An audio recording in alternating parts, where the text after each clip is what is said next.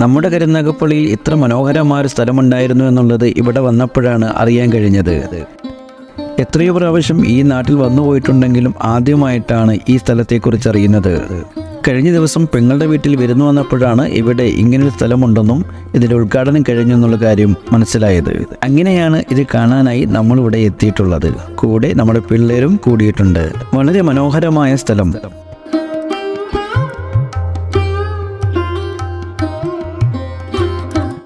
കായലോരത്ത് ഗൃഹാതുരത്വം തുളുമ്പി നിൽക്കുന്ന പഴമയുടെ തനിമ ഒട്ടും ചോർന്നു പോകാതെയുള്ള നിർമ്മിതികൾ അത് ഇവിടം കൂടുതൽ ഭംഗിയുള്ളതാക്കുന്നു. പഴയ കാലത്തെ ഇല്ലങ്ങളെ അനുസ്മരിപ്പിക്കുന്ന തടികളാൽ നിർമ്മിച്ചിരിക്കുന്ന മുറികളാണ് ഇവിടെയുള്ളത്.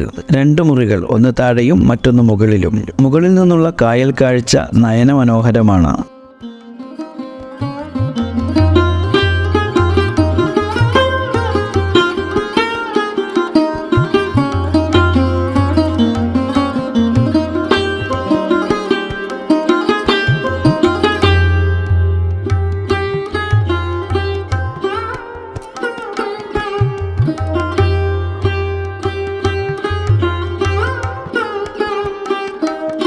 കായലിലെ കുഞ്ഞോളങ്ങളോട് കഥ പറഞ്ഞിരിക്കാൻ അവിടെ ഇവിടെയായി ബെഞ്ചുകൾ സ്ഥാപിച്ചിട്ടുണ്ട്.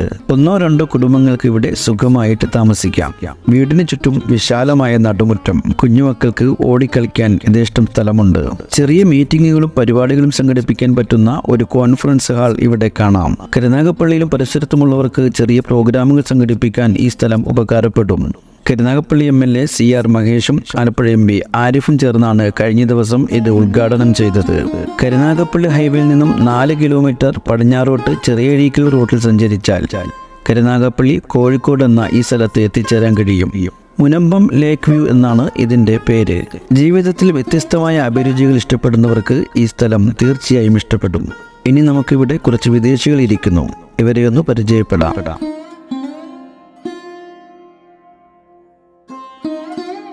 Hi, hello. Hello. Where are you? I am fine. I'm fine. Okay. Bye. What is your name? I am Tanju. മലയാളികളായ അവരെ വിദേശികളെത്തിയിട്ടുണ്ട്. മദാമ എവിടെ നിന്നാണ് മദാമ? We are coming from America. അമേരിക്കയിലെ മദാമയാണ് ഇത്. അമേരിക്കയാണോ? ബ്രിട്ടൻ. അമേരിക്ക.